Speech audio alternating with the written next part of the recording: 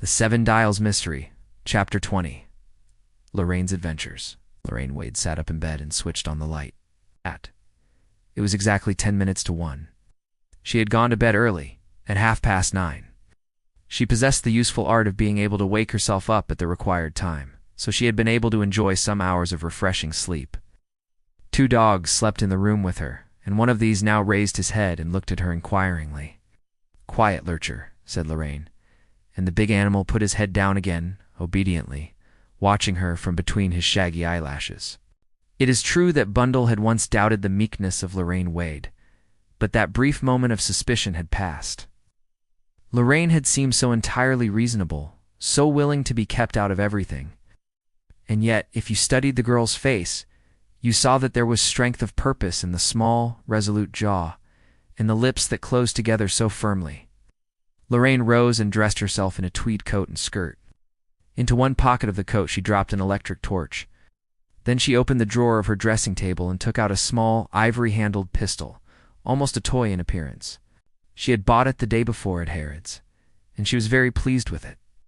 She gave a final glance round the room to see if she had forgotten anything.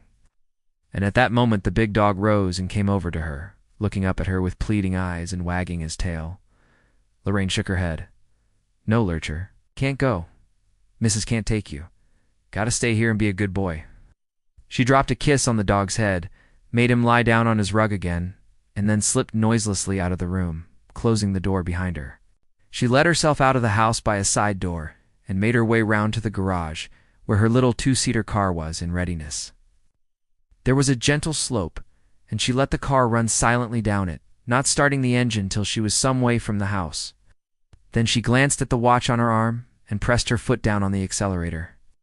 She left the car at a spot she had previously marked down. There was a gap there in the fencing that she could easily get through.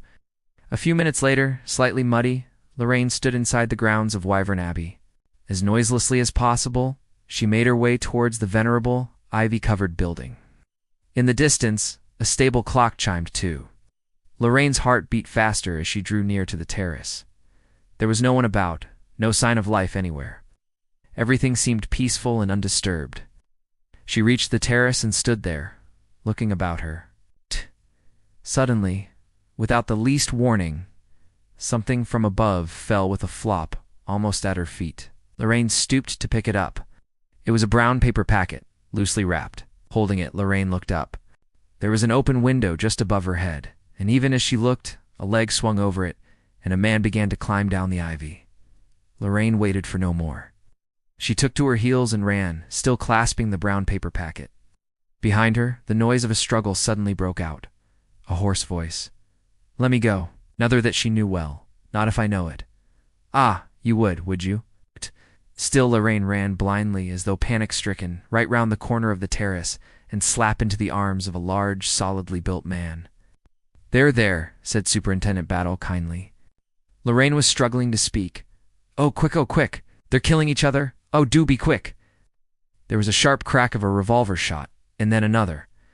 Superintendent Battle started to run. Loraine followed. Back round the corner of the terrace, and along to the library window. The window was open. Battle stooped and switched on an electric torch. Loraine was close beside him, peering over his shoulder. She gave a little sobbing gasp. On the threshold of the window lay Jimmy Thessigore in what looked like a pool of blood.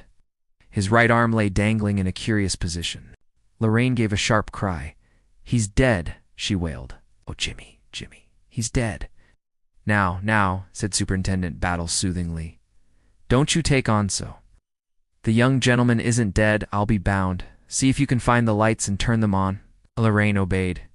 She stumbled across the room, found the switch by the door, and pressed it down. The room was flooded with light. Superintendent Battle uttered a sigh of relief. "It's all right. He's only shot in the right arm. He's fainted through loss of blood. Come and give me a hand with him." There was a pounding on the library door. Voices were heard, asking, expostulating, demanding. Loraine looked doubtfully at it. "Shall I?" "No hurry," said Battle. "I'll let them in presently. You come and give me a hand." Loraine came obediently. The superintendent had produced a large, clean pocket handkerchief and was neatly bandaging the wounded man's arm. Loraine helped him. "He'll be all right," said the superintendent. "Don't you worry." As many lives as cats, these young fellows. It wasn't the loss of blood knocked him out either. He must have caught his head a crack on the floor as he fell. Outside, the knocking on the door had become tremendous. The voice of George Lomax, furiously upraised, came loud and distinct. "Who is in there? Open the door at once." Superintendent Battle sighed. "I suppose we shall have to," he said. "A pity." His eyes darted round, taking in the scene. An automatic lay by Jimmy's side. The superintendent picked it up gingerly, holding it very delicately, and examined it. He grunted and laid it on the table. Then he stepped across and unlocked the door. Several people almost fell into the room. Nearly everybody said something at the same minute. George Lomax, spluttering with obdurate words which refused to come with sufficient fluency, exclaimed the meaning of this. "Ah, it's you, Superintendent. What's happened?" "I say, what has happened?" Bill Eversley said. "My God, old Jimmy," and stared at the limp figure on the ground. Lady Coote, clad in a resplendent purple dressing gown, cried out, "The poor boy," and swept past Superintendent Battle to bend over the prostrate Jimmy in a motherly fashion. Bundle said. "Loraine," Herr Eberhardt said. "Gott im Himmel," and other words of that nature. Sir Stanley Digby said, "My God, what's all this?" A housemaid said, "Look at the blood," and screamed with pleasurable excitement. A footman said, "Lor," the butler said, with a good deal more bravery in his manner than had been noticeable a few minutes earlier. "Now then, this won't do," and waved away. The efficient Mr. Rupert Bateman said to George, "Shall we get rid of some of these people, sir?" Then they all took fresh breath. "Incredible," said George Lomax. "Battle, what has happened?" Battle gave him a look, and George's discreet habits assumed their usual sway. "Now then," he said, moving to the door. "Everyone go back to bed, please." "There's been a little accident," said Superintendent Battle easily. An accident. I shall be much obliged if everyone will go back to bed." Everyone was clearly reluctant to do so. "Lady Coote, please." "The poor boy," said Lady Coote, in a motherly fashion. She rose from a kneeling position with great reluctance, and as she did so, Jimmy stirred and sat up. "Hullo," he said thickly. "What's the matter?" He looked round him vacantly for a minute or two, and then intelligence returned to his eye. "Have you got him?" he demanded eagerly. "Got who? The man?" "Climbed down the ivy. I was by the window there. Grabbed him, and we had no end of a set too. One of those nasty, murderous cat burglars," said Lady Coote. "Poor boy." Jimmy was looking round him. "I say, I'm afraid we have made rather a mess of things. The fellow was as strong as an ox, and we went fairly waltzing around." The condition of the room was clear proof of this statement.